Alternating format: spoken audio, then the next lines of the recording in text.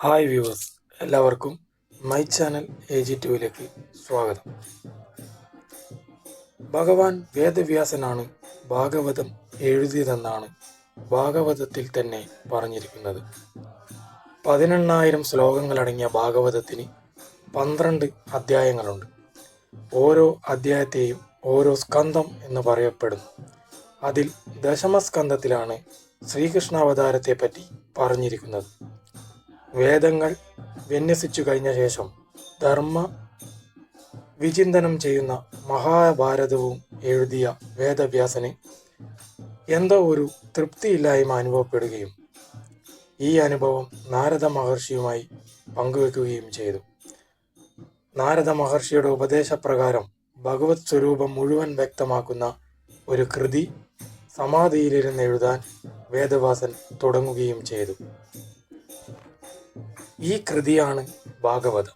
വേദവ്യാസൻ ഭാഗവതം മകനായ ശുഗ ബ്രഹ്മ മഹർഷിക്ക് പറഞ്ഞു കൊടുക്കുകയും ശുഗബ്രഹ്മൻ പരീക്ഷിത്ത് മഹാരാജാവിന് അത് പറഞ്ഞു കൊടുക്കുകയും ചെയ്തു. മുനിശാപമേറ്റ പരീക്ഷിത്ത് പൂർണ്ണ വിരക്തി വന്നവനായി ജലപാനം പോലുമില്ലാതെ ഗംഗാ നദിക്കരയിൽ പ്രായശ്ചിത്തം ചെയ്യാനായി ഇരിക്കുകയായിരുന്നു. അപ്പോഴാണ് ശുഗബ്രഹ്മ മഹർഷി അവിടെ എത്തിയത്. ശുഗബ്രഹ്മ മഹർഷി ഇത് മഹാരാജാവിന് പറഞ്ഞു കൊടുക്കുമ്പോൾ അവിടെ ഇരുന്ന് ഒരു സൂതനും ഈ കഥ കേൾക്കുകയുണ്ടായി.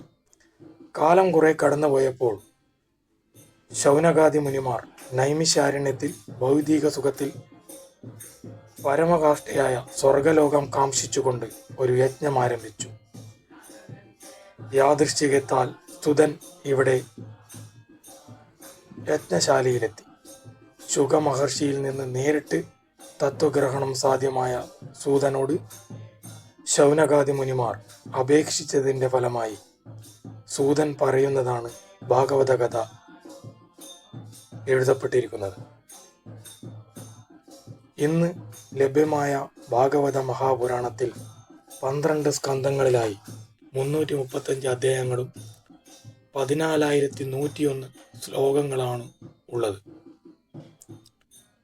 യൂറോപ്യൻ ഹിസ്റ്റോറിക്കൽ സ്കോളർഷിപ്പ് പറയുന്ന പ്രകാരം 9-ാം നൂറ്റാണ്ടിലോ 10-ാം നൂറ്റാണ്ടിലോ എഴുതിയതായിരിക്കണം ഭാഗവതം എന്നാണ് പറയപ്പെടുന്നത്.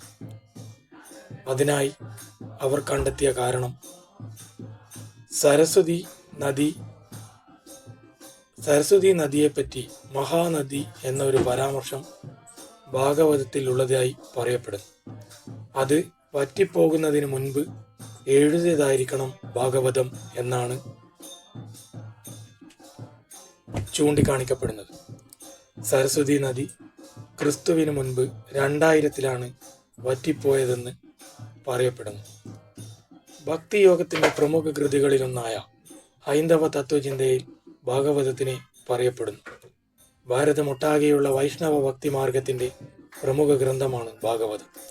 പക്ഷേ തത്വചിന്തകരും ഭാഗവതത്തിനെ അദ്വൈത ശാസ്ത്രത്തിന്റെ വെളിച്ചത്തിൽ വ്യാഖ്യാനിച്ചിട്ടുണ്ട്.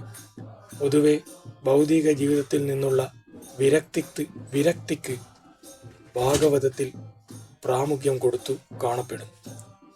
സന്യാസ അവധൂത മാർഗങ്ങളെപ്പറ്റിയും ഭാഗവതത്തിൽ പറയുന്നുണ്ട്. ഭാഗവതത്തിലെ 11-ാം അധ്യായത്തിൽ ഭഗവാൻ ശ്രീകൃഷ്ണൻ ഉദ്ധവരോട് അദ്വൈതജ്ഞാനം ഉപദേശിച്ചു കൊടുക്കുന്നത് ഉദ്ധവഗീത എന്നറിയപ്പെടുന്നു.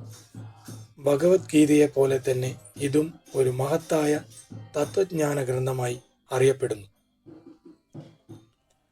പരീക്ഷിത്ത് മഹാരാജാവിന് ശ്രീ ശുഗ മഹർഷി ഭാഗവതം ഉപദേശിച്ചത് 7 ദിവസമായാണ്. 7-ാം ദിവസം ആത്മജ്ഞാനം ലഭിച്ച മഹാരാജാവ് തക്ഷകൻ എന്ന സർപ്പത്തിന്റെ കടിയേറ്റുള്ള മരണം സഹർഷം സ്വീകരിച്ചു എന്നാണ് ഐതിഹ്യം. അതിനാൽ അതിനുശേഷം ഭാഗവത കഥയും ഭാഗവതവും 7 ദിവസം കൊണ്ട് പാരായണം ചെയ്യുകയും ചർച്ച ചെയ്യുക എന്ന ഒരു പതിവ് വളർന്നു വന്നു.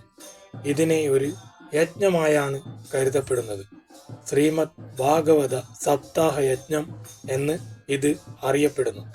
പല മഹാക്ഷേത്രങ്ങളിലും ഇത് നടന്നു വരാറുണ്ട്. തുഞ്ചത്തെഴുത്തച്ഛൻ ശ്രീമദ് ഭാഗവതത്തിനെ അധികരിച്ചെഴുതിയ ഭാഗവതം കിളിപ്പാട്ട് വീടുകളിലും ക്ഷേത്രങ്ങളിലും പാരായണം ചെയ്യുന്ന പതിവും മലയാളികളായ ഹൈന്ദവരുടെ ഇടയിൽ കണ്ടുവരുന്നു.